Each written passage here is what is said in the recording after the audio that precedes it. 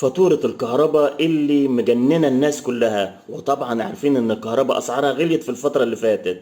طيب، قبل ما تضغط على كلمة دفع راجع الاسم والعنوان ورقم المشترك، لان ادخال رقم واحد غلط ممكن يظهر لك فاتورة مش بتاعتك.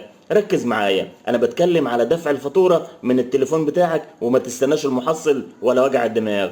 وزارة الكهرباء اتاحت الاستعلام عن فاتورة اغسطس من خلال المنصة الموحدة لخدمات الكهرباء. هتدخل المنصة دي وهتختار الاستعلام عن الفاتورة، وبعدها حدد شركة توزيع الكهرباء المسؤولة عن منطقتك. هتكتب البيانات المطلوبة، خصوصا رقم المشترك الموجود في اي فاتورة قديمة عندك.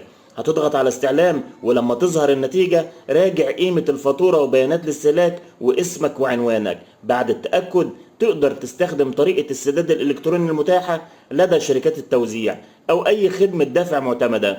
احتفظ بصورة الإيصال أو رقم العملية، ولو مش عارف رقم المشترك هاته من آخر فاتورة ورقية بدل ما تدخل أرقام عشوائية. ابعت الفيديو ده لأي حد بيدفع فواتيره من الموبايل. المراجعة قبل الدفع أهم من سرعة العملية.